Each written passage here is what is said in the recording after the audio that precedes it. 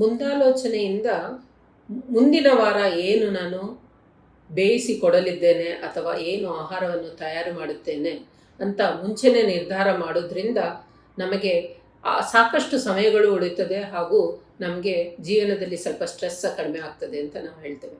ಈಗ ಬರುವವರ ನಾನು ಏನು ಮಾಡಲಿದ್ದೇನೆ ಅಂತ ಯೋಚನೆ ಮಾಡಿ ನೀವು ತಗೊಳ್ಳಿಕ್ಕೆ ಹೋಗಬೇಕಾದ್ರೆ ಸಾಮಾನನ್ನು ಏನು ತರಕಾರಿ ತಗೊಳ್ಬೇಕು, ಸೊಪ್ಪುಗಳನ್ನ ತಗೊಳ್ಬೇಕು, ಬೇಳೆಕಾಳು, ಹಾಲು ಏನು ತಗೊಳ್ತೀರಾ ಅದನ್ನ ನೀವು ಯೋಚನೆ ಮಾಡಿ.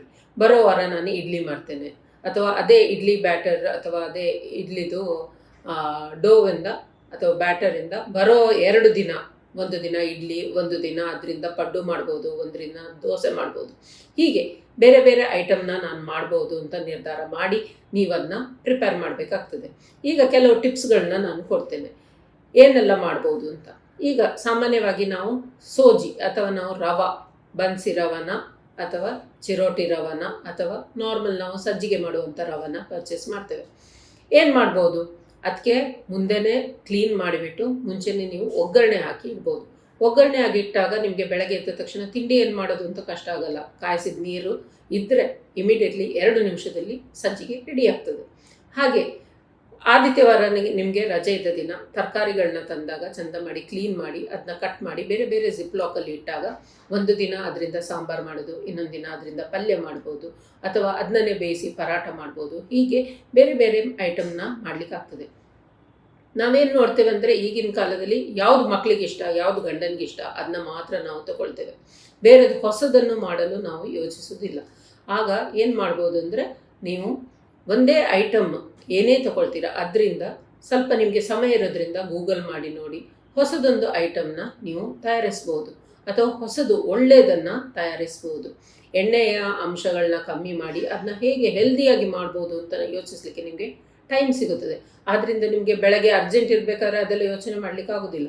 ಆದ್ದರಿಂದ ವಾರದ ಅಂತ್ಯಕ್ಕೆ ಅಥವಾ ಶುರುವಿನಲ್ಲಿ ಇದನ್ನೆಲ್ಲ ಪ್ಲ್ಯಾನ್ ಮಾಡೋದ್ರಿಂದ ನಿಮಗೆ ಆ ಡಯಟ್ ಅಥವಾ ಏನೇ ಫುಡ್ಡನ್ನು ಮಾಡೋದು ನಿಮಗೆ ಕಷ್ಟ ಅನಿಸೋದಿಲ್ಲ.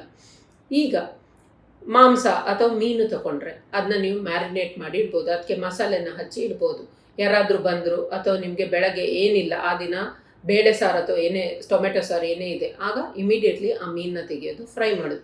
ಈ ವಾರದಲ್ಲಿ ನಾನು ಫ್ರೈ ಮಾಡಿದರೆ ಇನ್ನೊಂದು ವಾರದಲ್ಲಿ ಅದನ್ನ ಬಾಳೆ ಎಲೆಲೆ ಹಾಕಿ ರೋಸ್ಟ್ ಮಾಡೋದು ಅಥವಾ ತವದಲ್ಲಿಟ್ಟು ರೋಸ್ಟ್ ಮಾಡೋದನ್ನು ಸಹ ಮಾಡ್ಬೋದು. ಹೀಗೆ ಮಾಡೋದ್ರಿಂದ ಒಂದು ವಾರ ಪೂರಿ ತಿಂದರೆ ಬರೋ ವಾರ ಚಪಾತಿ. ಹೀಗೆ ಬೇರೆ ಬೇರೆ ಐಟಮ್ಸ್ ಮಾಡೋದ್ರಿಂದ ನಾವು ಚೆನ್ನಾಗಿ ನಮ್ಮ ಫುಡ್ಡನ್ನು ಬ್ಯಾಲೆನ್ಸ್ ಮಾಡಲಿಕ್ಕಾಗ್ತದೆ. ಈ ವಾರ ಸೊಪ್ಪಿನ ಪಲ್ಯ ಮಾಡಿದರೆ ಬರೋ ವಾರ ಅದರದ್ದು ಪದಾರ್ಥ ಮಾಡೋದು. ಹಾಗೆ ಈ ಸೊಪ್ಪು ನಿಮಗೆ ಇಷ್ಟ ಇಲ್ಲ, ಈಗ ಮಕ್ಕಳು ಈ ಸೊಪ್ಪು ಮಾಡಿದರೆ ತಿನ್ನೋದೇ ಇಲ್ಲ, ಆಗ ನಾವೇನು ಮಾಡ್ಬೋದು, ಬೇರೆ ಬೇರೆ ಥರದ ಸೊಪ್ಪನ್ನ ಒಟ್ಟಿಗೆ ಕಟ್ ಮಾಡಿ ಅದನ್ನ ಹಾಕೋದ್ರಿಂದ ಮಕ್ಕಳಿಗೂ ಗೊತ್ತಾಗೋದಿಲ್ಲ, ಅದರ ಜೊತೆಗೆ ಅದರಲ್ಲಿದ್ದ ಪೌಷ್ಟಿಕಾಂಶ ಸಹ ಮಕ್ಕಳಿಗೆ ಸಿಗ್ತದೆ. ಹೀಗೆ ನಾವು ಎಲ್ಲವನ್ನು ಮುಂಚೆನೇ ಪ್ಲ್ಯಾನ್ ಮಾಡಬೇಕಾಗ್ತದೆ. ಆಮೇಲೆ ತೆಂಗಿನಕಾಯಿನ ತಂದರೆ ಸಹ ಹಾಗೆ ನೀವು ತುರಿದು ಬಿಟ್ಟು ಬೇರೆ ಬೇರೆ ಜಿಪ್ಲಾಕಲ್ಲಿ ಇಡ್ಬೋದು. ಯಾಕೆಂದರೆ ತುರಿದ ತೆಂಗಿನಕಾಯಲ್ಲಿ ಆಗಾಗ ಕೈ ಹಾಕೋದ್ರಿಂದ ತೆಂಗಿನಕಾಯಿ ಹಾಳಾಗ್ತದೆ. ಆದ್ದರಿಂದ ಬೇರೆ ಬೇರೆ ಜಿಪ್ಲಾಕಲ್ಲಿ ಇಟ್ಟರೆ ಒಂದು ದಿನ ತೆಂಗಿನಕಾಯಿದು ಚಟ್ನಿ ಮಾಡ್ಬೋದು, ಒಂದು ದಿನ ಅದನ್ನ ಮಸಾಲೆ ರುಬ್ಲಿಕ್ಕೆ ಯೂಸ್ ಮಾಡ್ಬೋದು, ಹಾಗೆ ಇನ್ನೊಂದು ದಿನ ಏನಾದ್ರು ಪಲ್ಯಕ್ಕೆ ಏನಾದರೂ ಹಾಕ್ಬೋದಾದರೆ ಹಾಕ್ಬೋದು. ಆದ್ದರಿಂದ ನೀವು ಈಗ ಪ್ಲ್ಯಾನ್ ಮಾಡಿದ ಪ್ರಕಾರ 3 ದಿನ ತೆಂಗಿನಕಾಯಿ ತಿನ್ಲಿಕ್ಕಾಗ್ತದೆ. ಇಲ್ಲದಿದ್ದರೆ ಏನಾಗ್ತದೆ, ಬೆಳಗ್ಗೆ ಎದ್ದ ತಕ್ಷಣ ಎಂತ ಮಾಡೋದು ಅಂತ ಗೊತ್ತಾಗೋದಿಲ್ಲ, ಯಾವುದಾದ್ರೂ ಇರ್ತದೆ ರಾತ್ರಿ ತನಕ ಪದಾರ್ಥ ಬೇಕಲ್ಲ ಅಂತ ತೆಂಗಿನಕಾಯಿನ ತುರಿದು ಬಿಟ್ಟು ರಾತ್ರಿ ತನಕ ಬೇಕು ಅಂತ ಇಡೀ ತೆಂಗಿನಕಾಯಿನ ಸಹ ಬೆಳೆಸ್ತೀರಾ. ಅದರ ಜೊತೆಗೆ ತೆಂಗಿನಕಾಯಿ ವಾರದಲ್ಲಿ ತಿನ್ನೋದು ಸಹ ಜಾಸ್ತಿ ಆಗ್ತದೆ. ಹೀಗೆ ನಾವು ಮುಂದಾಲೋಚನೆ ಮಾಡೋದ್ರಿಂದ ನಾವು ಚೆನ್ನಾಗಿ ನಮ್ಮ ಫುಡ್ಡನ್ನು ಬ್ಯಾಲೆನ್ಸ್ ಮಾಡಲಿಕ್ಕಾಗ್ತದೆ. ಅದರ ಜೊತೆಗೆ ಹೊಸ ಐಟಮನ್ನು ತಿನ್ಲಿಕ್ಕೆ ಸಿಗ್ತದೆ, ಅದರ ಜೊತೆ ವೆರೈಟಿ ಸಹ ಸಿಗ್ತದೆ, ಅದರ ಜೊತೆಗೆ ನಮ್ಮ ಸ್ಟ್ರೆಸ್ ಸಹ ಕಡಿಮೆ ಆಗ್ತದೆ. ಎಸ್ಪೆಷಲಿ ಇದು ಕೆಲಸಕ್ಕೆ ಹೋಗುವ ಹೆಂಗಸರು ಅಥವಾ ಬೆಳಗ್ಗೆ ಎದ್ದು ನಮಗೆ ಬೇಗ ಎಲ್ಲಾದರೂ ಹೋಗ್ಲಿಕ್ಕೆ ಇರ್ತದೆ ಅಥವಾ ನಾವು ಕೆಲಸ ಮಾಡಿ ಮನೆಗೆ ಹೋಗ್ಬೇಕಾದ್ರೆ ಯಾರಾದರೂ ನೆಂಟರು ಸಡನ್ ಆಗಿ ಬರ್ತಾರೆ.